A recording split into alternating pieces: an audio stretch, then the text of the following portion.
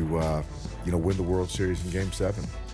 We're counting down to Game 6 of the World Series. It's a high-stakes showdown. How fans are sending all the good luck to the Dodgers in Toronto. And the biggest Halloween party in Southern California. NBC4 is helping you prepare for road closures and traffic in West Hollywood. The NBC4 News at 3 starts now. All right, guys, let's do it. We begin at 3 with the World Series showdown in Toronto. Good afternoon, everyone. Thank you for joining us. I'm Annabelle Sedano. So it's do or die. The Dodgers need a win or the season is over, and fans are doing everything they can to put out the positive energy. I'm sure you are too. Our team coverage begins with NBC4's Jonathan Gonzalez. He's live from Little Tokyo. Jonathan, what are you doing?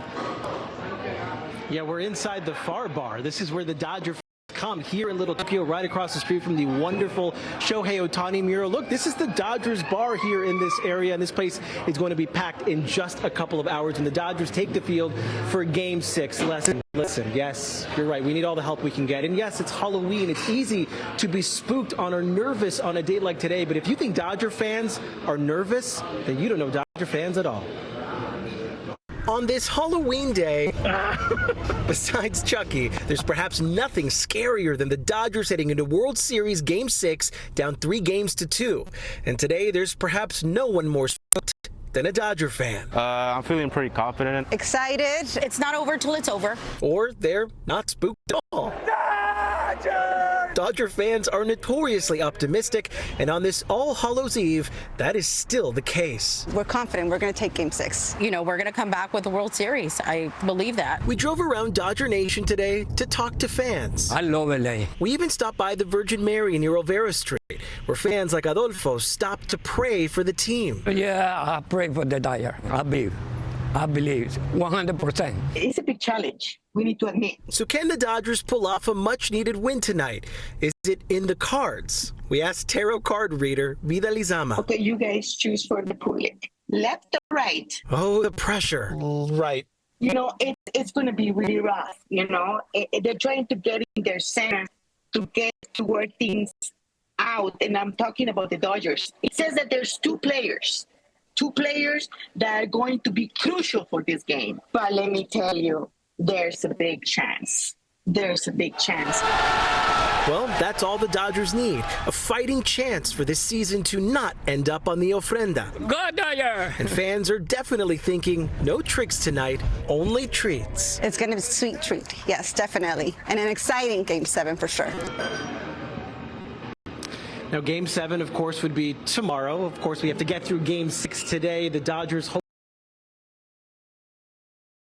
hopefully can manage that. Game set for 5 o'clock. And again, this bar here, the Far Bar in Little Tokyo, is going to be rocking. And we know tonight, win or lose, Annabelle, people will be drinking. And for the record, this is water, I promise, for now. Water, exactly, sparkling water. All right, so we're going to keep that optimism going, okay? That's what we need. Fingers crossed. We're going to do all we can to send those good vibes out there to our boys in blue. Send them out to the universe, send them to Toronto. Exactly, yes we are. All right, Jonathan, have fun out there. Meantime, Dodger manager Dave Roberts is switching a few things up with the lineup heading into this must-win Game 6. Mario Solis joins us live from Toronto with details. Hey Mario, what are the boys doing? Well, the boys had a day off yesterday. They better be ready for Game 6 or they're going fishing or golfing or something. Now, if you've been watching these games, and who hasn't, right? You know that the Dodger bats have gone completely cold, Toronto cold. We were outside this morning for today in LA. It was raining. It was below zero, freezing temperatures, actually. So 3 runs in the last 29 innings, as you mentioned, Annabelle. Doc has had to make some changes in the lineup. We're going to show you a graphic with some really cool music in the background. So here we go. The biggest change in the lineup tonight, Mookie Betts dropping to the cleanup spot. Tonight, the top of the order will go like this: Shohei, Smith, Freeman, and Mookie. Honestly, this lineup card graphic hits different with this song in the background, right? Anyway, so you got Teo Muncy Kike in the 6th spot. Another change, Tommy Edman now going out to center, and Miggy Rojas, one of my favorite guys, moving to batting 9th, and he's playing 2nd. Now, did you see this? During Thursday's workout, Dave Roberts wanted to race Hee-Sung Kim first to third. Remember, back in the day, Doc had some wheels. But as we all know, Father Time is undefeated, especially when you're racing a 26-year-old around the base at Rogers Center. As you can see, Doug barely made it past second base before eating it. Miggy Rojas had a few things to say about the big race. How big of a head start would he have needed to have won? I just think he got a better chance going straight from first to third, straight line, and then make him like going around. I think that was the initial thought of the race, but then he wanted to prove a point that he can beat him from that start, and it wasn't enough. We all saw the results. There you have it. So the guys are loose, and that's always a good thing. So we had that fan piece earlier with Jonathan. We were trying to flag down a Dodger fan. We haven't found any. Actually, two that were from Mexico City, so not from LA, didn't really count. And by the way, you know that Mr. Cartoon mask that went viral and you can't even buy it? The biggest thing here at Rogers Center is that Schneider mustache. Everyone wearing the mustache. It's a crazy thing, but it's working for them. All right, Annabelle, that is it from Rogers Center. Go Dodgers. We need this one, Game 6. Yes, we do. Hey, Mario, before you go, tell me about the music, your choice of music. I may need to add that to my playlist. Well, that's an easy one. Angelo is very eclectic with his music selections. Yeah. Angelo is our producer, by the way. So, yeah, just he can airdrop it to you, and then you'll have it. You can play it on the way home. Fantastic. In the loop. Yes. Nonstop. Nonstop. That's what I need. All right, Mario, how about after? All right. First pitch is about 2 hours away, and you can spend that time reading up on the NBC app. We have everything you need to know about tonight's game, from the starting pitchers to injuries and a whole lot more.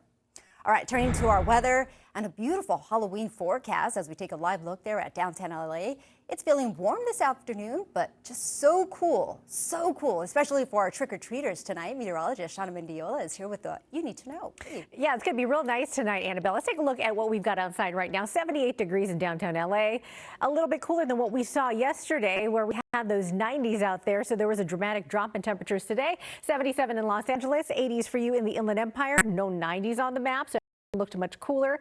70s at the beaches as well, and we have some 80s over Victorville and Lancaster. So overall this time, compared to yesterday, we are cooler everywhere. West of the mountains, you can see that big change. 10 degrees cooler in Anaheim, 10 degrees cooler in Santa Ana, and we've got 11-degree cool down for you in Long Beach and in LA. So your weather headlines here for tonight: quiet and cool, trick-or-treating looking great. We're going to drop down to some 60s, so maybe bring a light jacket or sweater as you head out if you're going to be staying out late. That marine layer is going to return tonight, giving us some cool morning. So we'll follow that forecast for you, but I do expect sunshine for the afternoon to give us some 70s and 80s all weekend long. So a very great weekend coming as we begin the new month, and we fall back 1 hour. It's going to be a nice cool down for next week. We'll talk about that too and why that's happening in your first alert weather with your 7-day forecast. Annabelle, back to you. All right, looking forward to it, Shauna. Thank you for that.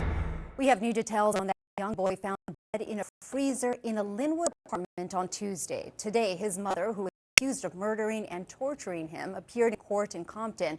His father and grandmother, who are also charged with conspiracy to murder and torture, did not show up. The LA County Sheriff's Department says the dad refused to go, and the grandmother said she had a medical issue. The case was continued to November 20th. Our Comrade Dickerson was in the courtroom. She will join us for a live report at 5.